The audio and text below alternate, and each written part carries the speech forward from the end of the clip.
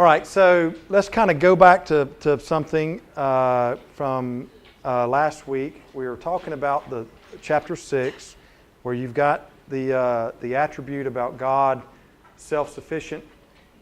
And the idea behind that is that God is beyond any place where something can make God, or God needs something for fulfillment.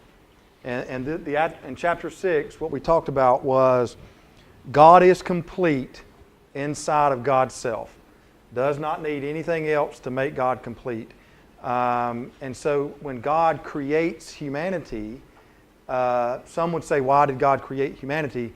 Perhaps there was a need in God for fellowship, or a need in God that humanity now fulfills or completes. The attribute of the self-sufficiency of God is that is not accurate. That God creates humanity out of the fullness of who God is, not because there's a need that God has that humanity meets and feels. Tozer goes on to say that nothing is above or beyond God. If human beings were to be blind, still the sun would shine. If every person were to become atheists, God is not contingent upon their belief. He is what He is in Himself without regard to any other. To believe in Him adds nothing to His perfections. To doubt Him takes nothing away. That's page 33. Now, for again, Tozer also acknowledges that because human beings are on the created side of the ledger, for us to think that humanity needs things for wholeness, right? Yes or no? Yes. Okay, good. You would be correct. And so we then read up to God because we have a need. We think God has a need, and Tozer would say no. It's the other way around. God does not need anything. Out of His fullness, He creates humanity. And in fact, out of His fullness, He makes humanity whole. So I want to go back for a second and talk about the self-sufficiency of God. Nothing is above or beyond God. Nothing that God needs to make God whole. God does not need something on the outside to make God whole. Because the next issue in chapter 7 is how does that apply then to time? So what Tozer is going to do, from what he talked about in chapter 6, chapter 7 and 8, and to some degree chapter 9, he's going to pick up certain aspects of what does it mean to be self-sufficient, or for God to be sufficient. For instance, what does that look like in time with eternity? That's chapter 7. Chapter 8 has to do with another issue that's tied to God's self-sufficiency, about being infinite. So chapter 6 is a pretty important chapter. When we get to chapter 7, he spends a great deal of elaborating on the self-sufficiency of God around the issue of what does that mean for time. And rightly so, Tozer acknowledges that the biblical writers assume the eternity of God. They're not trying to prove the eternity of God. When they write, they talk about the eternity of God. Did I give y'all a sheet of paper that looks like this? Oh, perfect. All right. Because one of the issues that is often debated when it comes to eternity has to do with the Greek word that is often translated either age or time period or actual eternity. And it's this Greek word here. A-I-O-N, and it comes from the root where we get the word age from, or time period, as if to say it's finite in its definition. The literal translation of this word is a fixed period of time, which means that if you just took this Greek word and sought a definition, it would say age or time period. But the context of the Bible interprets this as eternity.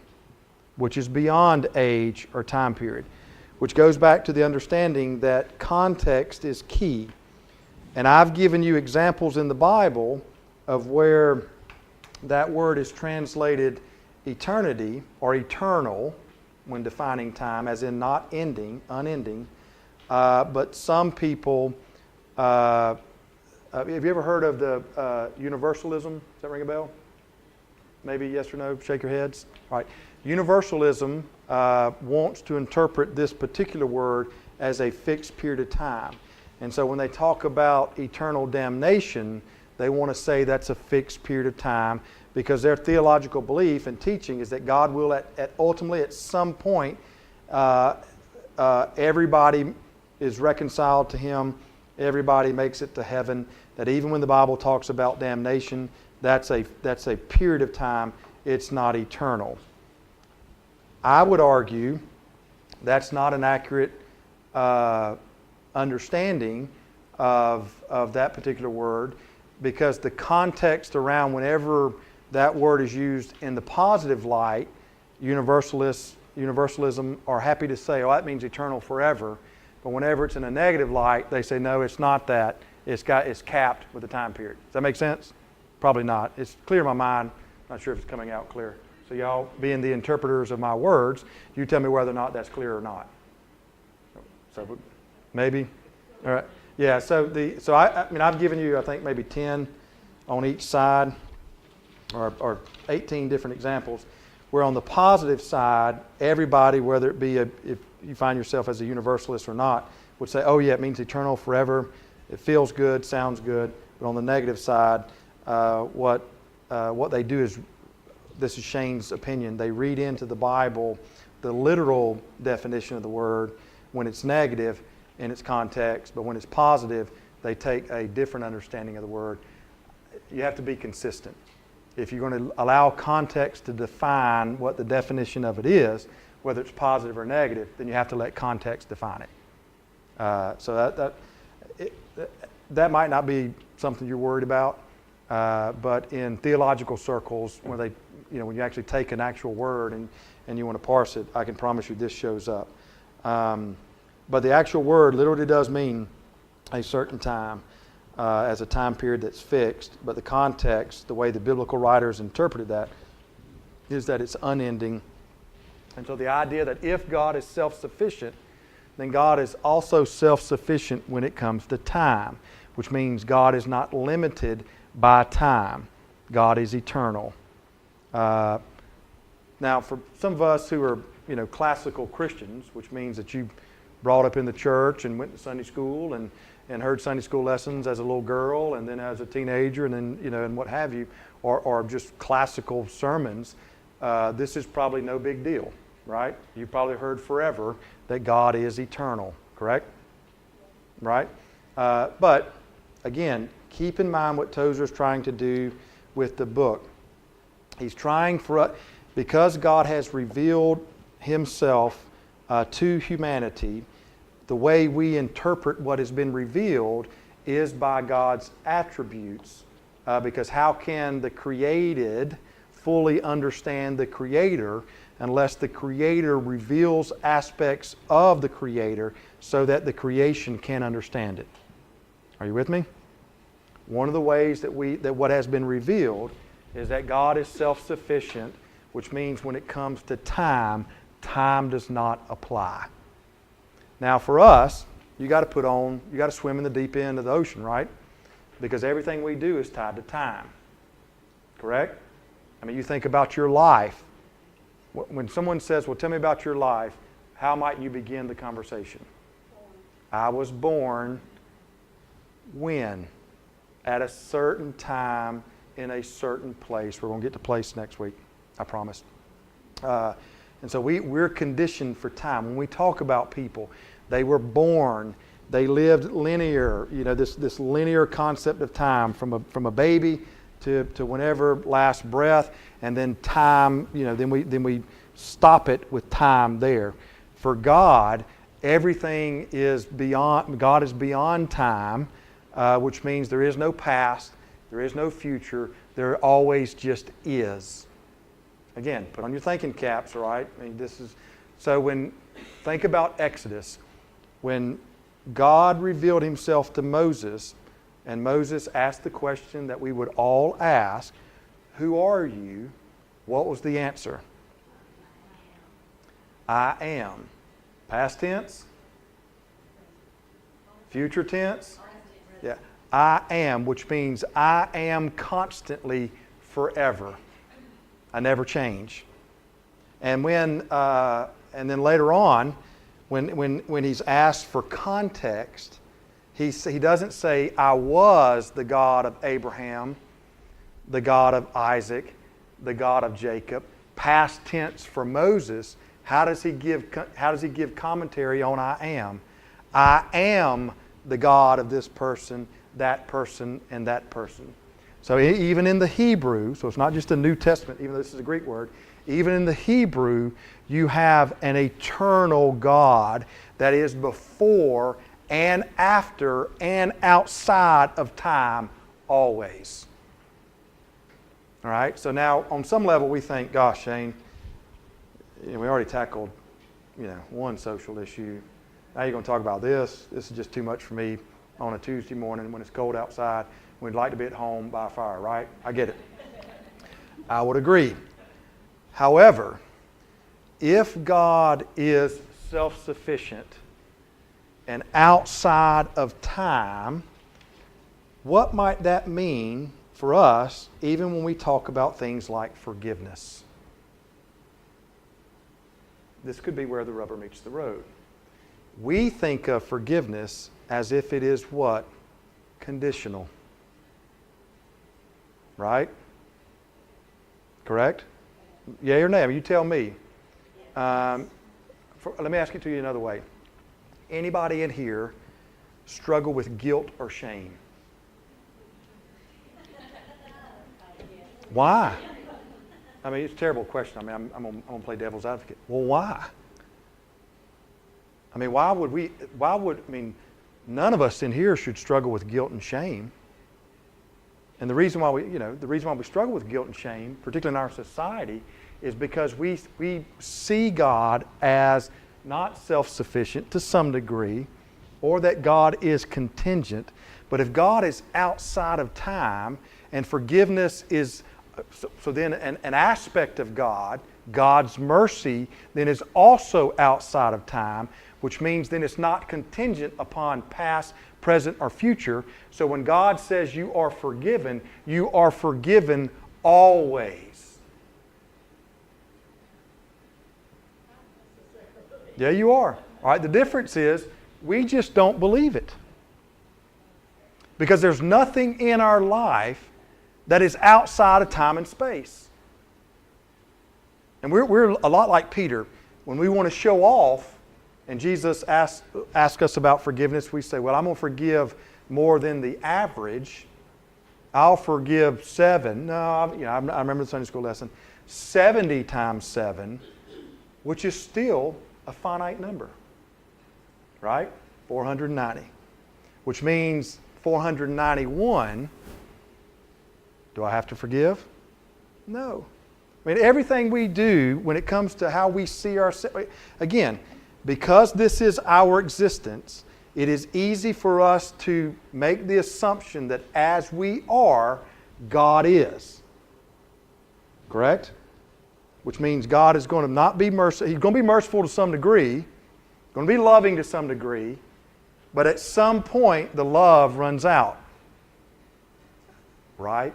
Just be honest. We know it. Because that's the way we live. Even how we see ourselves. So, I mean, my experience is you talk to people about forgiveness, have no problem forgiving either themselves or another person if it's a first-time offense, as if they didn't know what they were doing, and, kind of like a child. Child makes a mistake, they didn't know, well, okay, that's fine. Don't do it again, but now the responsibility has been raised, correct? Because now they know. Well, if they do it then, we're less likely to be forgiving, correct? Even of ourselves. But then what if we keep doing that over and over and over? I've mentioned to you before, I have a theory when it comes to sins. we don't sin just all the time, as in all the sins. We're really good with one or two. And we're habitual offenders. I'm just, my observation of being a pastor, okay? You can tell me whether I'm right or wrong, not from personal experience, but from what you also witness about the people next to you. How about that? We're really good at just a few, which then when we think about then God's mercy for us, the fact that it's the 1, 2, or 3 things that we're just really good at doing over and over and over, there's part of us that says, well, we don't forgive people that way, then surely God's not going to forgive me this way because it's the same thing all the time. You with me? He is outside of time, which means then his functioning is outside of time as well. So in the Old Testament and in the New Testament, when it talks about his mercy, there's always a phrase that goes with it. His mercy, what? Endures forever.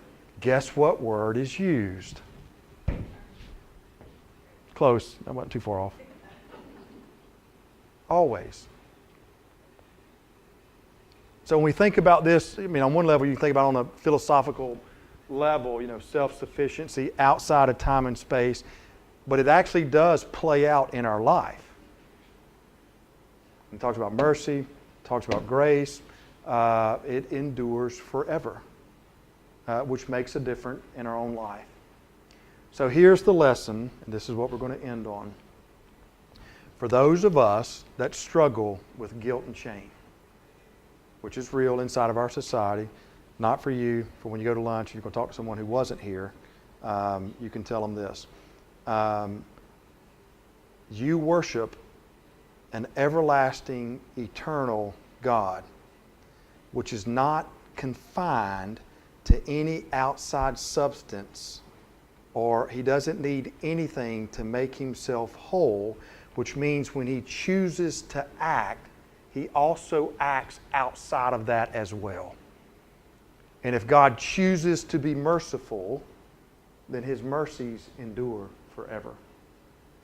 Which means he chooses to see you as forgiven always. Thanks for the cross and the resurrection. That is why the Easter is that big of a deal. This is God's stamping of being outside of time and space that says, when I act outside of this. Forgiveness is not contingent. He is a forgiving God, and he doesn't need anything outside of him to make him be this way. He is because he is. And we're the benefactors of that. Because his mercy endures forever. You don't have to sing the doxology before you want to hum it on the way out. That's fine. So any comments or questions about the eternity of God? Let me just kind of go over my notes. I kind of left those. But if you haven't read chapter 7, he's going to spend a lot of time talking about the universalists and context and definitions and things of that nature. I want us to kind of dive down a little bit deeper that if he is eternal, then obviously how he acts is eternal as well. All right? Again, I hope the first part of the lesson was helpful. If it wasn't, I appreciate your patience because I know for some it was a question that's sort of been just sitting out in the air. It definitely is a question inside of our community. All right? Go in peace. May the Lord be with you.